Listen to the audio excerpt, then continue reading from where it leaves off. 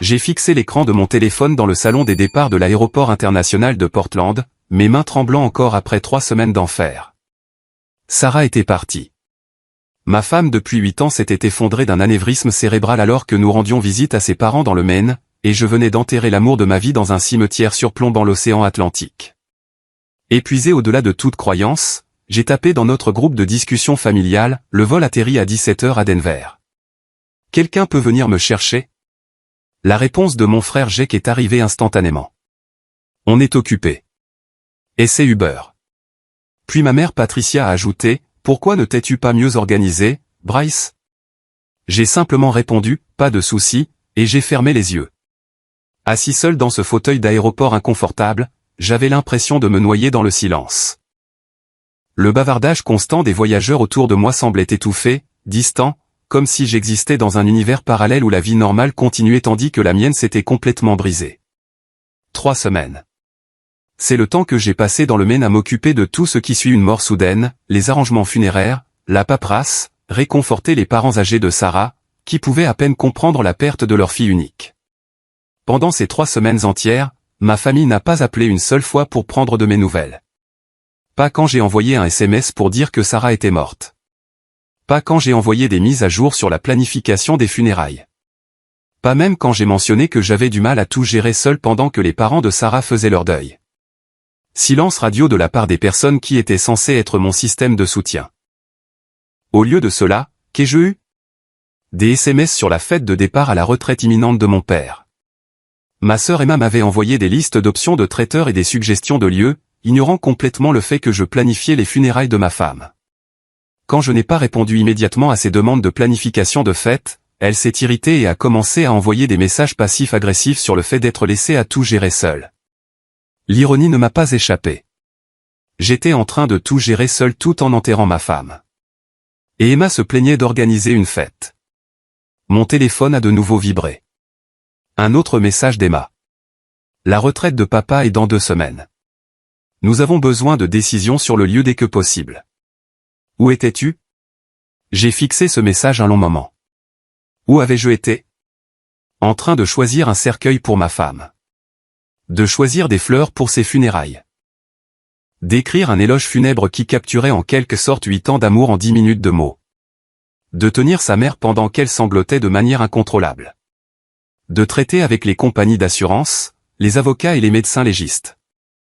Mais apparemment, dans le monde de ma famille, rien de tout cela n'avait autant d'importance que de savoir si nous devions opter pour du poulet ou du bœuf pour le dîner de retraite de papa. J'ai pensé à ma relation avec ma famille. Vraiment pensé pour la première fois depuis des années. Quand étais-je devenu rien de plus qu'un distributeur de billets ambulants pour eux? Quand Jake avait besoin d'argent pour son acompte? Qui a-t-il appelé? Quand Emma voulait de l'aide pour sa dette de carte de crédit, qui l'a renfloué? Quand maman et papa ont décidé qu'ils voulaient rénover leur cuisine, qui a fourni le prêt qui n'a jamais été remboursé? Moi. Toujours moi. Mon entreprise de conseil en technologie avait assez de succès pour que je puisse aider quand ils en avaient besoin. Sarah plaisantait en disant que j'étais la banque de la famille, mais elle le disait avec amour, pas avec ressentiment. Elle comprenait qu'aider la famille faisait du bien, même quand ils le prenaient pour acquis. Mais ça, c'était différent. La mort de ma femme était traitée comme un inconvénient pour leur calendrier de planification de fête. Un autre SMS est apparu, cette fois de Jake. Au fait, quand tu rentreras, tu peux me dépanner de 2000? Réparation de voiture. Je te rembourserai le mois prochain. Le mois prochain, tout comme le dernier prêt qu'il n'a jamais remboursé, tout comme celui d'avant. J'ai réalisé quelque chose en étant assis dans ce terminal d'aéroport.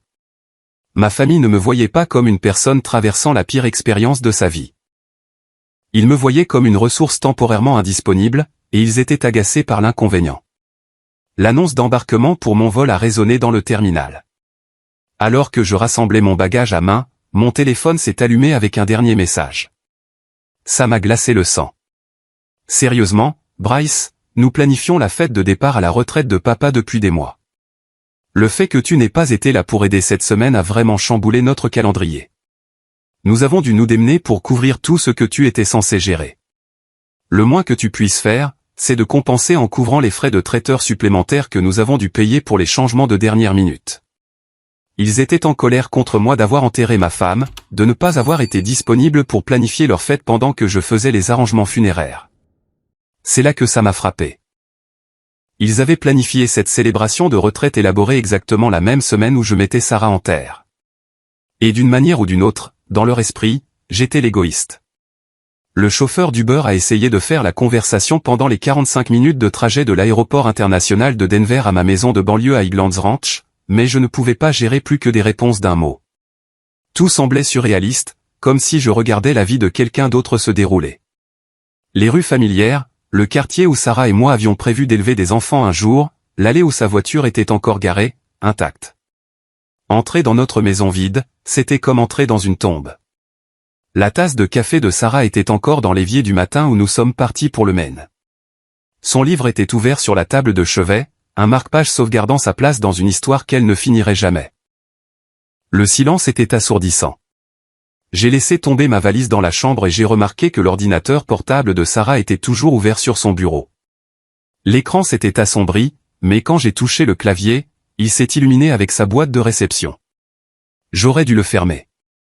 J'aurais dû respecter sa vie privée. Mais quelque chose m'a fait marquer une pause. L'email le plus récent provenait de Margaret Chen, l'amie de Sarah de la faculté de droit qui exerçait maintenant le droit de la famille à Boulder. L'objet était « Document de planification successorale ». Examen final. Mon cœur s'est arrêté. Planification successorale ? Nous n'avions tous les deux que 32 ans. Nous avions des testaments de base, rien d'élaboré. Pourquoi Sarah travaillerait-elle sur la planification successorale sans me le dire? J'ai cliqué sur l'email et ce que j'ai lu a fait basculer mon monde. Sarah, comme nous en avons discuté, j'ai finalisé les structures de fiducie et les protocoles de protection des actifs. Compte tenu de vos préoccupations concernant la dynamique familiale de Bryce, je crois que nous avons créé des garanties suffisantes. La documentation sur l'exploitation financière que vous avez fournie servira de preuve si nécessaire. Veuillez examiner les documents ci-joints et me faire savoir si vous souhaitez des modifications avant de procéder. Exploitation financière, documentation. Mes mains tremblaient alors que je parcourais les messages envoyés de Sarah. Email après email à Margaret datant de 6 mois. Sarah avait méticuleusement documenté chaque interaction avec ma famille, chaque demande d'argent, chaque culpabilisation, chaque tactique de manipulation. Un email m'a fait m'asseoir lourdement sur la chaise du bureau. Margaret, hier, le frère de Bryce a appelé pour demander $5 000 pour investir dans un projet de crypto-monnaie. Quand Bryce a hésité, Jake a dit, je pensais que la famille était censée se soutenir mutuellement. Je suppose que je me suis trompé sur toi. Bryce a fini par prêter l'argent, mais j'ai vu que ça le rongeait toute la soirée. Il s'est même excusé auprès de moi d'avoir été réticent à donner notre fonds de vacances pour la dernière idée de son frère pour devenir riche rapidement. Il faut que ça s'arrête. J'avais complètement oublié cet incident, mais Sarah se souvenait de chaque détail. Elle a vu comment cela m'affectait, même quand je ne le voyais pas. Un autre email. Aujourd'hui, Emma a appelé en pleurant à propos de sa dette de carte de crédit. Elle a dit qu'elle devrait retourner vivre chez ses parents si Bryce ne l'aidait pas. Quand il a accepté de payer ses cartes, elle a immédiatement commencé à parler de réserver des vacances pour célébrer le fait d'être sans dette. Elle a utilisé sa générosité pour financer son style de vie, pas pour résoudre réellement ses problèmes. Page après page de documentation. Des moments où ma famille avait manipulé mes émotions pour obtenir de l'argent, des schémas que j'avais été incapable de voir parce que j'étais trop proche pour les voir clairement. Mais la découverte la plus déchirante a été le journal personnel de Sarah, qu'elle avait scanné et envoyé à Margaret comme preuve à l'appui. J'ai trouvé le fichier numérique dans son dossier de documents. Je regarde la famille de Bryce détruire lentement son esprit, et ça me brise le cœur. C'est l'homme le plus généreux et le plus aimant que j'ai jamais connu. Mais il le traite comme un distributeur de billets personnels. Quand son grand-père est mort l'année dernière, au lieu de le réconforter, Jake a demandé si Bryce pensait qu'il pourrait y avoir un héritage à partager. Emma a passé la réception des funérailles à parler de la façon dont la maison de grand-père pourrait être vendue pour aider à payer son mariage. Sa mère a critiqué Bryce pour avoir pleuré pendant l'éloge funèbre, disant qu'il était trop émotif et qu'il embarrassait la famille. Je me suis souvenu de ce jour. Je me suis souvenu d'avoir eu honte de faire mon deuil publiquement. Ma propre famille m'avait fait me sentir coupable de pleurer mon grand-père. Bryce ne le voit pas parce qu'il les aime inconditionnellement, mais je vois chaque affront, chaque manipulation, chaque fois qu'ils prennent sa gentillesse pour acquise. J'ai commencé à tout documenter parce que j'ai peur que s'il m'arrive quelque chose, il le vide complètement émotionnellement et financièrement. Il mérite tellement mieux que d'être traité comme un compte en banque avec des jambes. Des larmes coulaient sur mon visage alors que je lisais entrée après entrée les observations de Sarah. Elle voyait tout. Chaque conversation qui me laissait confus sur la raison pour laquelle aider la famille semblait si épuisant. Chaque culpabilisation qui me faisait remettre en question ma propre générosité. Chaque manipulation que j'expliquais comme étant de la dynamique familiale. La dernière entrée était datée de 2 jours seulement avant sa mort. Quand nous rentrerons de la visite chez mes parents, je vais avoir une conversation sérieuse avec Bryce sur le fait de fixer des limites avec sa famille. Je ne peux plus les regarder exploiter sa bonne nature. Ils donnent, donnent et ils ne font que prendre et demander plus. Il est temps que ça s'arrête. Sarah était morte en essayant de me protéger. Elle a passé ces dernières semaines en vie à documenter le comportement de ma famille et à mettre en place des protections juridiques dont je ne savais pas avoir besoin.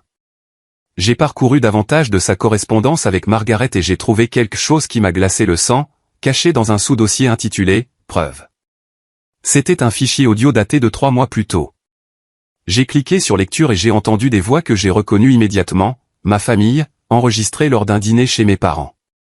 Sarah devait avoir activé une application d'enregistrement sur son téléphone.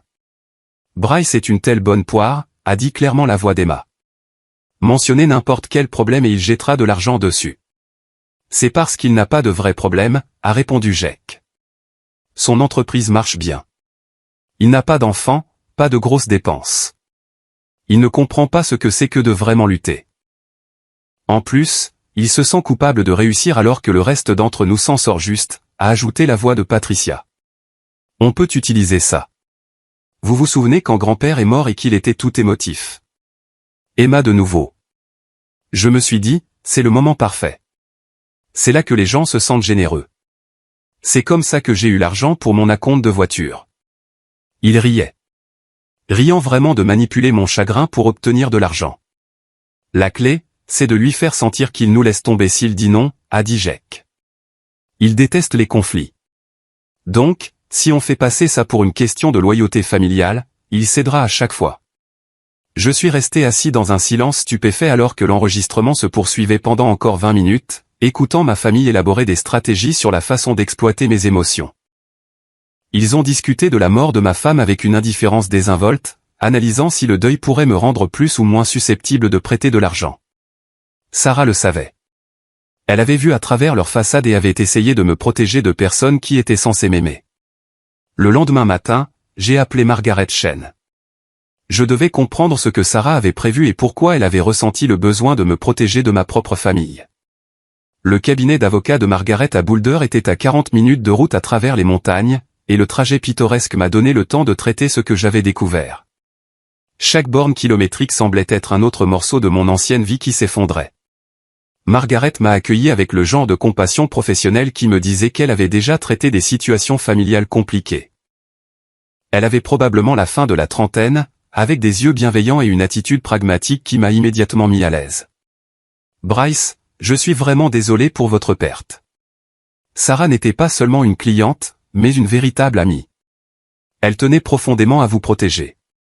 Nous nous sommes assis dans sa salle de conférence où elle avait étalé des documents sur la table polie. Des accords de fiducie, des transferts d'actifs, des documents de fondation caritative, et des affidavits juridiques remplis de la documentation minutieuse de Sarah. Sarah est venue me voir il y a 6 mois avec des inquiétudes concernant le comportement financier de votre famille, a commencé Margaret. Elle voulait créer des protections qui s'activeraient si certaines conditions étaient remplies. Elle m'a tendu une enveloppe scellée avec mon nom écrit de la main de Sarah. Elle m'a demandé de vous donner cette lettre seulement si votre famille ne vous soutenait pas après sa mort. D'après ce que vous m'avez dit de leur réponse à l'aéroport, je crois qu'il est temps que vous la lisiez. Mes mains tremblaient en ouvrant l'enveloppe. L'écriture familière de Sarah remplissait 3 pages. Mon cher Bryce, si tu lis ceci, cela signifie que je suis parti.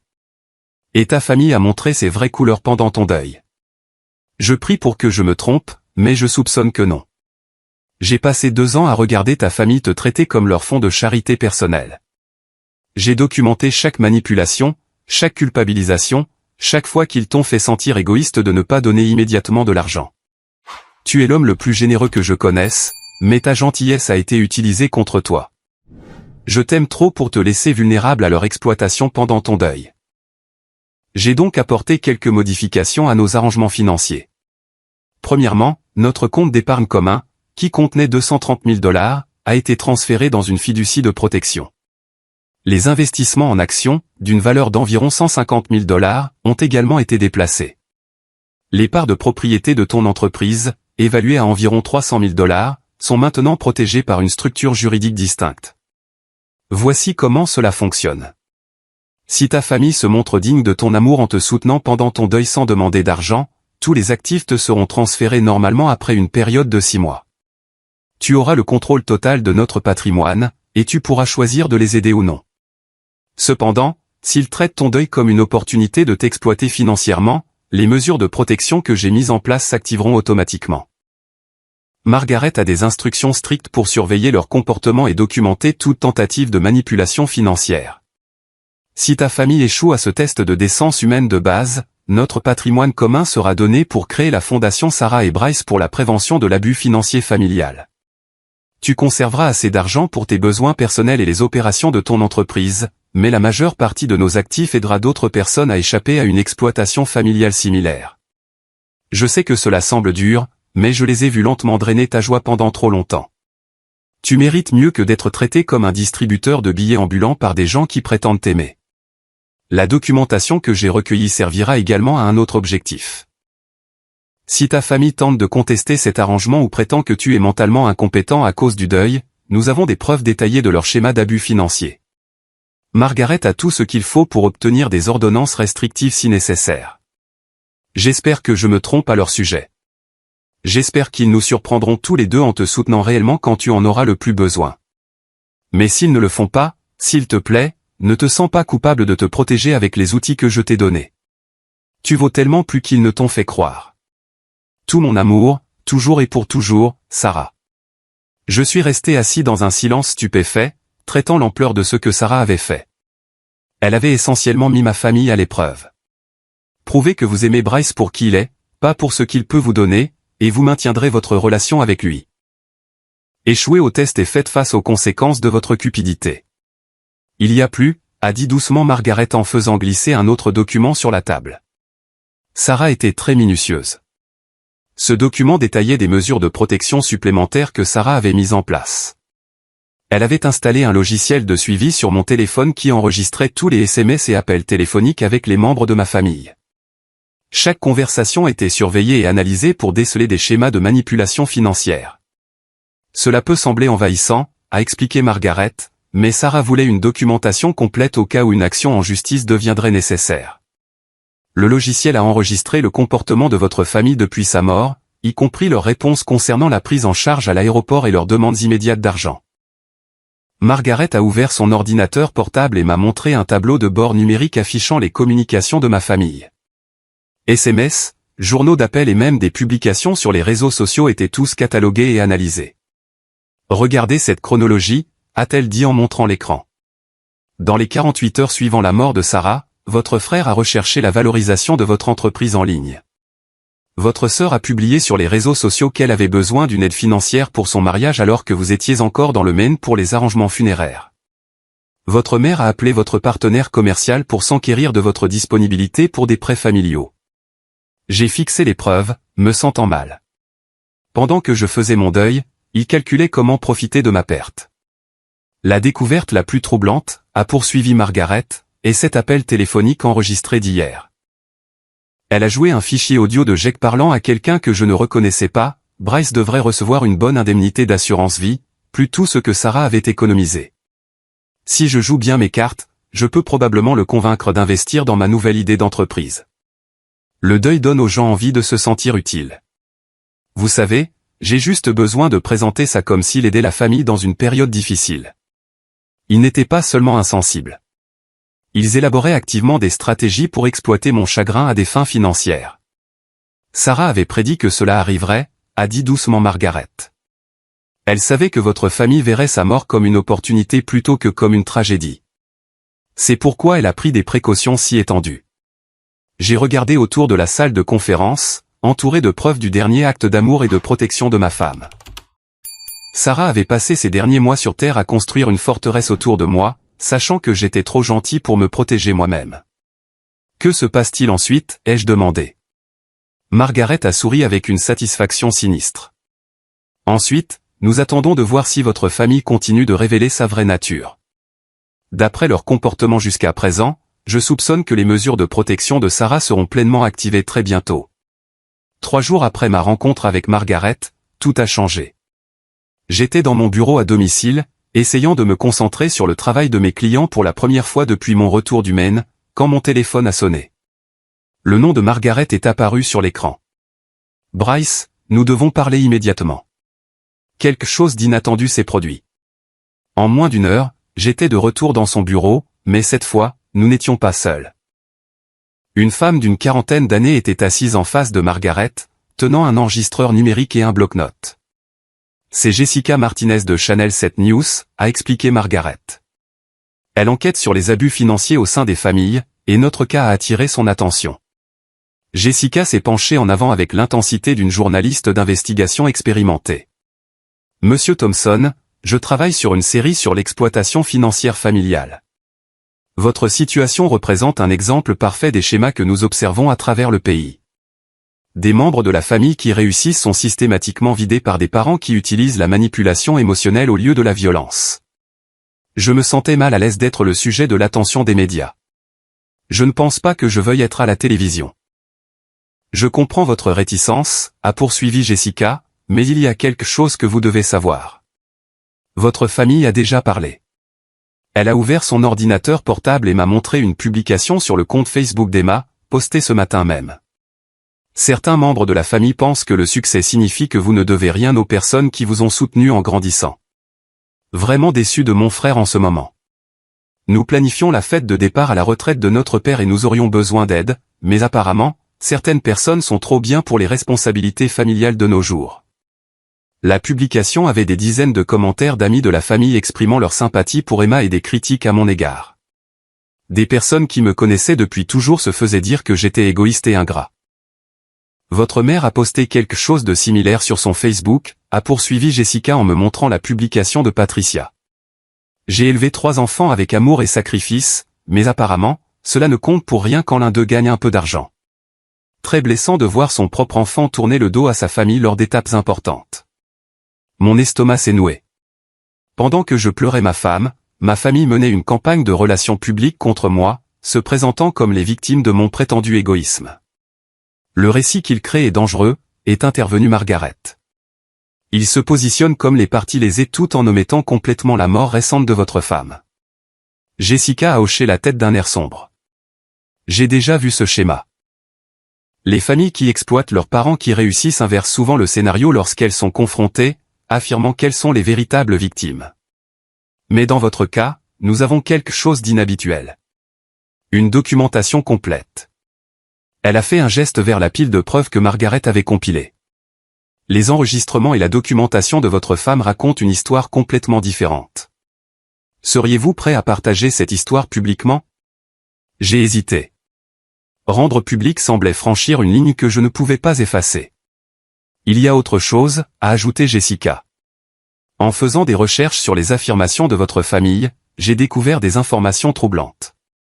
Elle a sorti son téléphone et a joué un message vocal qui m'a glacé le sang. Bonjour, c'est Jake Thompson qui appelle au sujet de mon frère Bryce Thompson. J'ai vu votre article sur la planification financière familiale et les litiges successoraux. Je me demandais si vous pouviez m'aider à comprendre quelles options juridiques nous avons si quelqu'un dans la famille est mentalement manipulé après une perte traumatisante. Nous sommes inquiets de sa capacité à prendre des décisions en ce moment, et nous voulons nous assurer que les actifs de la famille sont protégés. Jake avait appelé un avocat pour me faire déclarer mentalement incompétent. Pendant que je luttais pour traiter la mort de Sarah, mon propre frère cherchait comment prendre le contrôle de mes actifs. Ce message vocal a été laissé à l'avocat David Garrison, qui se spécialise dans les successions contestées et les procédures de tutelle, a expliqué Jessica. Quand j'ai appelé pour vérifier l'information, M. Garrison a confirmé que votre frère avait consulté sur le processus juridique pour déclarer quelqu'un incapable de gérer ses propres affaires en raison de troubles mentaux liés au deuil. La pièce a tourné autour de moi. Ma famille n'était pas seulement insensible ou avide. Ils complotaient activement pour me faire déclarer incompétent afin de pouvoir contrôler mon argent. C'est là que j'ai su que cette histoire devait être racontée. Jessica a poursuivi, il ne s'agit pas seulement du dysfonctionnement d'une famille. Il s'agit d'un schéma systématique d'abus financiers qui victimise les gens dans leurs moments les plus vulnérables. Margaret a étalé d'autres documents sur la table. Le logiciel de surveillance de vos communications a capturé des preuves supplémentaires. Votre famille a coordonné son approche via un SMS de groupe qui ne vous inclut pas. Elle m'a montré des captures d'écran de messages entre Jake, Emma et Patricia. Jake, j'ai parlé à un avocat aujourd'hui. Si Bryce semble mentalement instable à cause du deuil, nous pourrions avoir des options. Emma, il ne réfléchit certainement pas clairement, ignorant les responsabilités familiales, ne répondant pas aux messages importants. Patricia, documentez tout. S'il est incompétent, quelqu'un doit intervenir avant qu'il ne prenne de mauvaises décisions financières. Jake, je pense que nous devrions aborder cela comme si nous le protégions de lui-même. Ma propre famille construisait un dossier juridique pour me priver de mon autonomie, utilisant mon chagrin comme preuve que l'on ne pouvait pas me faire confiance avec ma propre vie. La belle ironie, a dit Margaret avec une satisfaction froide, c'est que tout ce qu'ils font est documenté par le logiciel de surveillance que Sarah a installé. Chaque conversation intrigante, chaque tentative de manipulation, chaque plan pour exploiter votre chagrin est enregistré comme preuve. Jessica s'est penchée en arrière sur sa chaise. Monsieur Thompson, je crois que votre histoire peut aider d'autres personnes à reconnaître et à échapper à des situations similaires. Votre femme a créé quelque chose de remarquable. Un dossier complet d'abus financiers familiaux en temps réel. J'ai pensé à la dernière lettre de Sarah, à ses tentatives désespérées de me protéger de personnes qui étaient censées m'aimer inconditionnellement. Elle avait vu cela venir et avait essayé de construire des murs autour de moi avant de mourir. Qu'est-ce que rendre public accomplirait? Ai-je demandé. La responsabilité, a répondu immédiatement Jessica. En ce moment, votre famille contrôle le récit, vous peignant comme le méchant. Mais la vérité est beaucoup plus convaincante. Une femme aimante qui a vu les signes avant-coureurs et a protégé son mari des prédateurs financiers. Un homme apprenant à reconnaître sa propre valeur après des années de manipulation. Margaret a ajouté, d'un point de vue juridique, la documentation publique de leur comportement renforce notre position s'ils tentent une procédure de tutelle. Il est plus difficile de prétendre que quelqu'un est mentalement incompétent lorsqu'il est articulé et raisonnable dans les interviews médiatiques. J'ai regardé autour de la salle de conférence, entouré de preuves de la trahison de ma famille et de la protection de ma femme. Sarah m'avait donné les outils pour me défendre, mais j'avais besoin du courage de les utiliser. Si je fais cette interview, qu'adviendra-t-il de ma relation avec ma famille? L'expression de Jessica s'est adoucie. Monsieur Thompson. D'après tout ce que j'ai vu, cette relation était déjà terminée.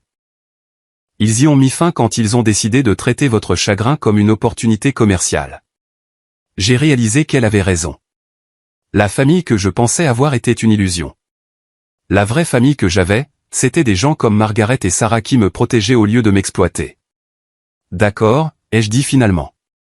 Disons la vérité. Le reportage a été diffusé le jeudi soir avec le titre « Une famille abandonne un veuf en deuil et complote pour contrôler ses biens ». Jessica avait fait un travail magistral en présentant l'histoire avec de la documentation et des preuves audio qui rendaient le comportement de ma famille indéniablement clair. Les images de l'interview me montraient assis calmement dans le bureau de Margaret, parlant clairement et rationnellement de la mort de Sarah et de la réaction de ma famille. Aucun signe d'incompétence mentale ou d'instabilité dû au deuil. Juste un homme traitant une perte tout en étant systématiquement exploité par des gens qui prétendaient l'aimer. Mais la preuve la plus accablante venait de ma famille elle-même. Jessica les avait contactés pour avoir leur version des faits, et il l'avait fournie avec empressement, apparemment inconscient de la façon dont il apparaîtrait à la caméra. Patricia est apparue la première, assise dans son salon, entourée de photos de famille. Lorsque Jessica a posé des questions sur la mort de ma femme, la réponse de ma mère a été glaçante.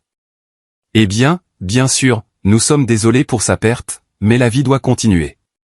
Nous avons des obligations familiales importantes, et Bryce a toujours été celui qui aidait pour les questions financières. La retraite de son père est un événement unique dans une vie, et nous avons besoin que Bryce se mobilise et fasse sa part. Aucune mention de soutien émotionnel, aucune reconnaissance de mon deuil, juste une focalisation immédiate sur les attentes financières. L'interview de Jake était encore pire.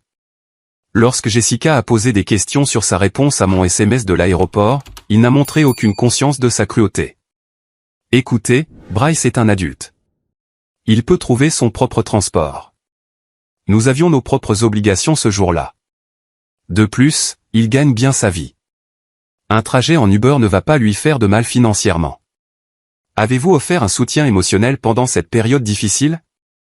Nous pensions qu'il avait besoin d'espace pour tout traiter, mais maintenant ça fait des semaines et nous avons besoin qu'il se reconcentre sur ses responsabilités familiales. Le segment d'Emma était le plus révélateur. Lorsque Jessica a posé des questions sur ses publications sur les réseaux sociaux, Emma est devenue défensive. Je ne comprends pas pourquoi tout le monde fait de moi une égoïste. Bryce a toujours aidé pour les dépenses familiales. Nous planifions une grande célébration pour notre père et nous avons besoin de sa contribution. Je pense que le deuil lui fait oublier ses obligations envers nous. Quel genre d'obligations?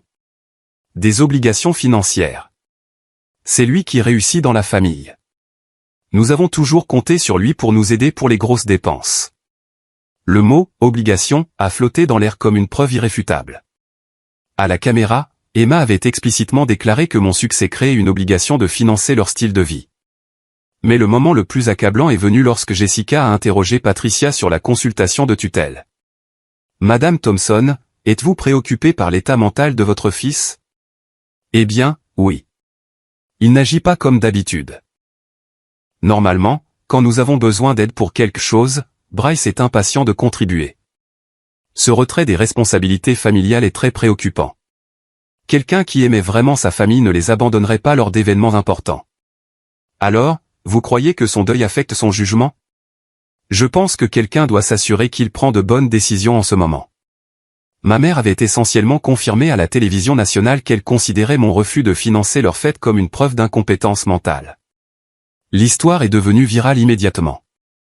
Les réseaux sociaux ont explosé d'indignation face au comportement de ma famille et de soutien à ma situation. Le hashtag Team Bryce a commencé à être tendance, avec des milliers de personnes partageant leurs propres histoires d'exploitation financière familiale. Mais la véritable confrontation a eu lieu le vendredi matin, lorsque toute ma famille s'est présentée à ma porte. J'ai regardé par la fenêtre Jake, Emma et Patricia remonter mon allée avec la démarche déterminée de personnes qui se croyaient les victimes dans cette situation. J'ai failli ne pas ouvrir la porte, mais Margaret m'avait préparé à ce moment. Nous devons parler, a annoncé Patricia lorsque j'ai ouvert la porte, me bousculant pour entrer dans mon salon. C'est allé beaucoup trop loin, a ajouté Jake, le visage rouge de colère. Tu nous as embarrassés devant toute la ville. Emma pleurait, mais cela ressemblait plus à des larmes de rage que de tristesse. Comment as-tu pu nous faire ça? Nous sommes ta famille. Je me tenais dans mon propre salon, regardant 3 personnes qui partageaient mon ADN, mais qui n'avaient manifestement jamais partagé mes valeurs. La documentation de Sarah et la préparation juridique de Margaret m'avaient donné quelque chose que je n'avais jamais eu auparavant. La clarté. Asseyez-vous, ai-je dit calmement. Nous devons avoir une conversation qui aurait dû avoir lieu il y a 20 ans. Ils se sont assis sur mon canapé, s'attendant probablement à ce que je m'excuse et que j'essaie de faire en sorte que tout redevienne normal. Au lieu de cela, j'ai pris un dossier que Margaret avait préparé et je l'ai posé sur la table basse. Ceci contient la documentation de chaque manipulation financière que vous avez utilisée contre moi au cours des 5 dernières années, ai-je commencé. Chaque culpabilisation, chaque tentative de chantage affectif, chaque fois que vous m'avez fait sentir égoïste de ne pas donner immédiatement de l'argent. J'ai qu'à ricaner. Tu fais passer ça pour une sorte de crime. Les familles s'entraident. Les familles s'entraident, ai-je convenu. Mais les familles se soutiennent aussi émotionnellement. Elles offrent du réconfort pendant les tragédies. Elles ne traitent pas le deuil comme un inconvénient pour leur planification de fête. J'ai ouvert le dossier et j'ai sorti des transcriptions de leurs conversations enregistrées. Voici ce que tu as dit des funérailles de grand-père, Jake. C'est le moment parfait pour demander de l'argent. Les gens se sentent généreux quand ils sont émotifs. Son visage est devenu blême alors que je lui lisais ses propres mots. Et ça, c'est toi, Emma, qui explique ta stratégie. La clé, c'est de le faire se sentir coupable s'il dit non. Il déteste les conflits, donc on peut toujours manipuler ça. Emma a arrêté de pleurer et a regardé les papiers avec choc. Maman, C'est ta voix qui dit, Bryce n'a pas de vrai problème, donc il ne comprend pas ce que c'est que de lutter. On peut utiliser sa culpabilité de réussir. Le visage de Patricia s'est durci de défi plutôt que de honte. Tu nous as enregistrés? Sarah vous a enregistré, ai-je corrigé. Elle a vu ce que j'étais trop aveugle pour voir. Vous ne m'aimez pas.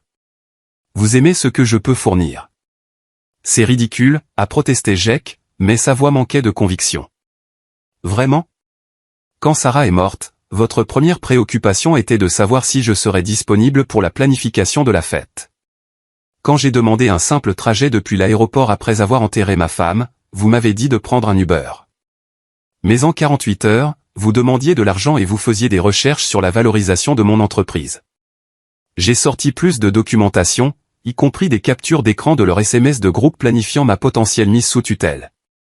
La preuve la plus parlante est celle-ci. Pendant que je faisais mon deuil, vous consultiez des avocats pour me faire déclarer mentalement incompétent afin de pouvoir contrôler mes biens. Emma a eu un hoquet audible. Le visage de Jake est devenu rouge. Patricia est restée sur la défensive. Nous étions inquiets de ton jugement, a dit froidement Patricia. Non, vous étiez inquiet de votre accès à mon argent, ai-je répondu. Il y a une différence. Je me suis levé et je suis allé à la fenêtre, regardant la rue où les voisins regardaient probablement cette confrontation se dérouler.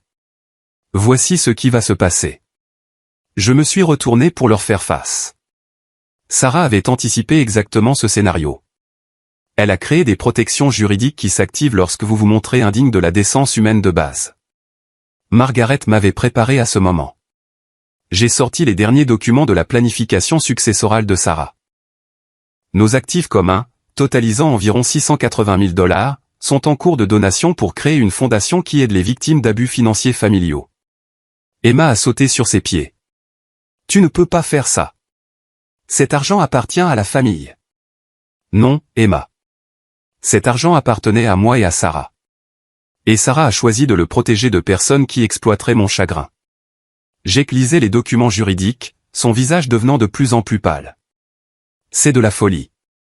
Tu laisses une femme morte détruire notre famille. Je ne détruis rien, ai-je dit calmement. Je vois juste enfin clairement ce qu'était vraiment notre famille. Patricia s'est levée avec une fureur froide dans les yeux.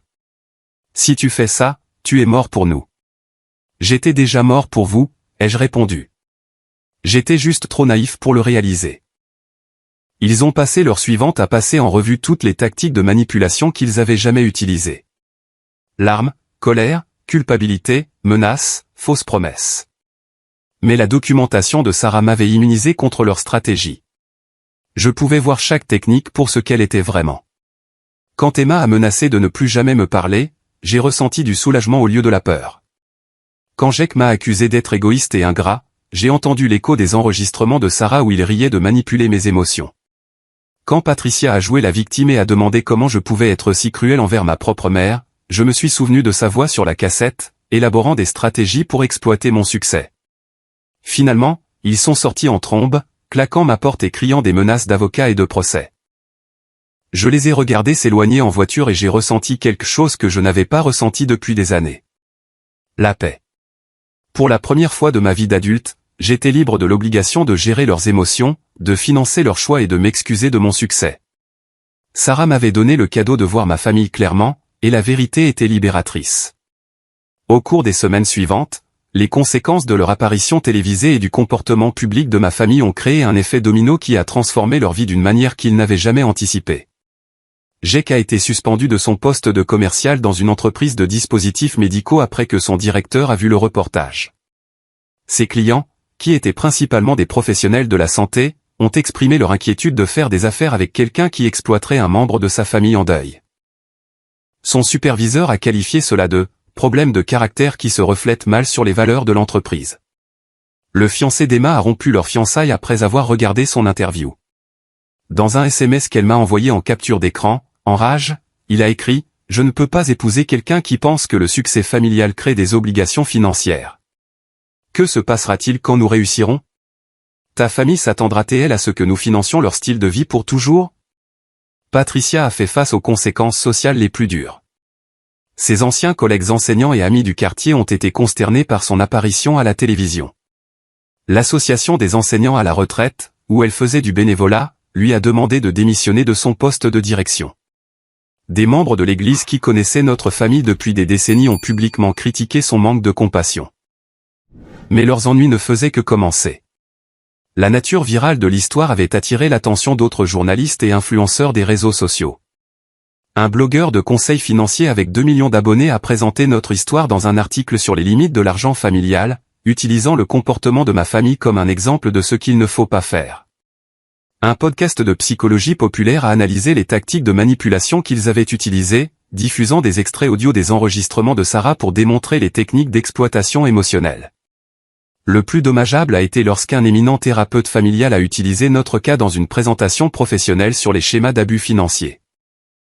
La présentation, intitulée « Quand l'amour devient un levier », a été largement partagée parmi les professionnels de la santé mentale et comprenait les citations de ma famille de leurs interviews télévisées comme des exemples classiques de langage manipulateur.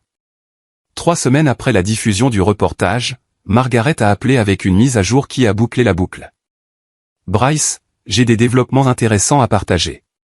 Premièrement, la fondation Sarah et Bryce a reçu plus de 100 000 $ de dons de personnes inspirées par votre histoire. La fondation est déjà opérationnelle et aide d'autres familles à naviguer dans des situations similaires. L'ironie était belle. La cupidité de ma famille avait par inadvertance créé une ressource qui aiderait d'innombrables autres personnes à échapper à une exploitation similaire. Deuxièmement, j'ai reçu une communication d'Emma. Elle veut vous rencontrer. J'ai été surpris. Quel genre de communication? Une lettre manuscrite. C'est assez différent de ses messages précédents. Margaret a lu la lettre d'Emma à voix haute.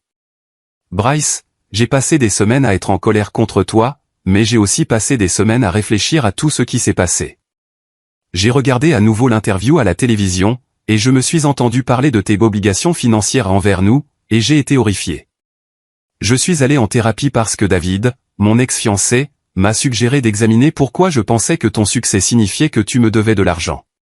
Le thérapeute m'a aidé à comprendre que ce que nous t'avons fait n'était pas un comportement familial normal.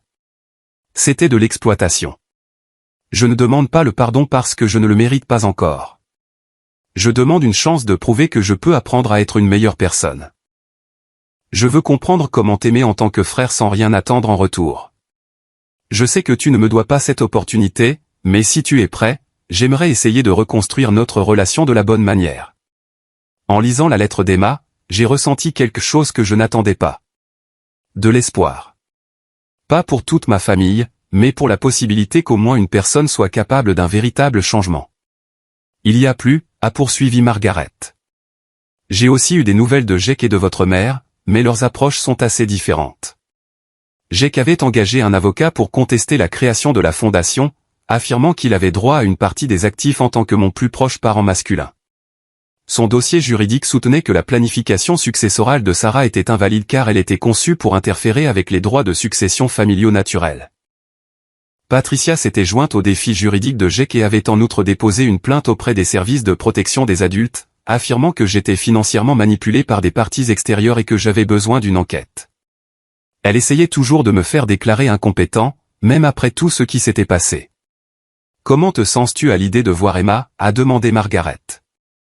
J'ai pensé à la lettre de Sarah où elle avait écrit « J'espère que je me trompe à leur sujet. J'espère qu'ils nous surprendront tous les deux en te soutenant réellement quand tu en auras le plus besoin. » Sarah avait voulu se tromper sur ma famille. Elle aurait voulu que je donne une chance à Emma s'il y avait une possibilité de véritable changement. Organise la réunion, ai-je décidé. Mais ici, dans ton bureau, avec des protections juridiques en place. Une semaine plus tard, j'étais assis en face d'Emma dans la même salle de conférence où j'avais appris les protections de Sarah. Emma avait l'air différente, plus humble, moins en droit, véritablement pleine de remords. Je suis en thérapie 3 fois par semaine depuis l'interview, a-t-elle commencé. J'avais besoin d'une aide professionnelle pour comprendre à quel point notre comportement était erroné. Elle a sorti un carnet rempli de pages manuscrites. J'ai fait une liste de chaque fois que je t'ai demandé de l'argent ou que je t'ai fait sentir coupable de ne pas aider. Ça m'a pris 4 pages. 4 pages, Bryce. Je n'ai jamais réalisé à quelle fréquence je te manipulais. La voix d'Emma s'est brisée alors qu'elle continuait. La thérapeute m'a fait jouer le rôle d'être à ta place. Elle m'a fait imaginer perdre David et ensuite avoir ma famille qui me critique pour ne pas avoir mieux planifié le transport depuis ses funérailles. Quand j'ai essayé de me défendre en disant que la famille devrait s'entraider, elle m'a demandé quelle aide je t'avais offerte à part des critiques. Je pouvais voir un véritable remords dans l'expression d'Emma. Quelque chose que je n'avais jamais vu auparavant en discutant de notre dynamique familiale. Je ne comprends pas encore pourquoi je pensais que ton succès signifiait que tu me devais quelque chose, a-t-elle poursuivi. Mais j'apprends que l'amour n'est pas censé venir avec des attentes financières. Je veux apprendre à être ta sœur sans être ta dépendante financière. Nous avons parlé pendant 2 heures. Emma a posé des questions réfléchies sur mon deuil, sur Sarah, sur ce à quoi aurait ressemblé un véritable soutien. Elle a reconnu des exemples spécifiques de manipulation et a expliqué ce qu'elle apprenait en thérapie sur les relations familiales saines. À la fin de notre conversation, j'ai pris une décision qui aurait semblé impossible un mois plus tôt. Emma, je suis prêt à te donner une chance de prouver que tu peux changer. Mais notre relation doit repartir de zéro. Aucune aide financière, aucun prêt, aucun renflouement. Si tu peux apprendre à me valoriser en tant que personne plutôt qu'en tant que ressource, nous pourrons peut-être reconstruire quelque chose de réel. Emma a hoché la tête à travers ses larmes. Je comprends et j'accepte ces conditions. 6 mois plus tard, Emma avait constamment démontré un véritable changement. Elle a pris un 2e emploi pour gérer ses propres responsabilités financières. Elle appelait régulièrement juste pour prendre de mes nouvelles émotionnelles. Elle a envoyé des messages attentionnés pour l'anniversaire de Sarah et notre anniversaire de mariage. Elle apprenait à être une sœur au lieu d'une suppliante. Jake et Patricia, quant à eux, ont poursuivi leur bataille juridique et leur plainte publique, devenant de plus en plus isolés à mesure que leur vraie nature devenait apparente pour tout le monde autour d'eux. Leurs poursuites ont échoué, leurs cercles sociaux se sont rétrécis, et ils ont fait face aux conséquences naturelles de leur choix. La fondation Sarah et Bryce est devenue une ressource nationale, aidant des centaines de familles à reconnaître et à échapper à l'exploitation financière. Le dernier cadeau de Sarah a continué de s'étendre, protégeant des personnes qu'elle ne rencontrerait jamais du genre de manipulation que j'avais enduré pendant des années. Aujourd'hui marque exactement 1 an depuis la mort de Sarah, et je me tiens devant sa tombe par une fraîche matinée du Colorado, tenant un rapport d'étape de la fondation qui porte nos noms. Les chiffres sont stupéfiants. Plus de 300 familles aidées, 2 millions de dollars de dons, et un réseau de thérapeutes et d'avocats formés pour reconnaître l'abus financier familial. On l'a fait, mon amour, ai-je murmuré à sa pierre tombale. Ton plan a fonctionné mieux que nous n'aurions pu l'imaginer. Ma vie est complètement différente maintenant. La maison qui ressemblait autrefois à une tombe est devenue un lieu de paix. J'ai maintenu mon entreprise, mais j'ai aussi commencé à conseiller d'autres victimes d'abus financiers familiaux, les aidant à reconnaître les schémas de manipulation et à établir des limites. Emma me rend visite toutes les quelques semaines. Elle a constamment démontré un véritable changement depuis 8 mois maintenant, apprenant à offrir un soutien émotionnel sans attendre de compensation financière. Le mois dernier, elle a commencé à faire du bénévolat à la fondation, utilisant ses compétences en marketing pour aider à sensibiliser à l'exploitation financière familiale. Jake et Patricia restent éloignés par leur propre choix. Leurs poursuites ont tout échoué. Leurs tactiques de manipulation ne fonctionnent plus. Et ils sont devenus de plus en plus isolés à mesure que leurs amis et leurs familles élargies ont été témoins de leur vrai caractère. Je ne ressens plus de colère envers eux, seulement de la tristesse pour ce qui aurait pu être s'ils avaient choisi l'amour plutôt que la cupidité. La fondation a dépassé tous les objectifs que Sarah et moi aurions pu rêver. Le docteur Rachel Morgan, notre thérapeute principale, a publié un article de recherche utilisant notre cas documenté pour aider les professionnels de la santé mentale à identifier l'abus financier familial. Margaret a élargi sa pratique juridique pour se concentrer exclusivement sur l'aide aux victimes d'exploitation pour établir des protections. Il y a 3 mois, j'ai reçu une lettre d'une femme du Michigan dont l'histoire ressemblait exactement à la mienne. Un frère qui réussit, une famille manipulatrice, un conjoint décédé qui avait essayé d'avertir de l'exploitation. Elle a lu sur notre fondation en ligne et a demandé de l'aide.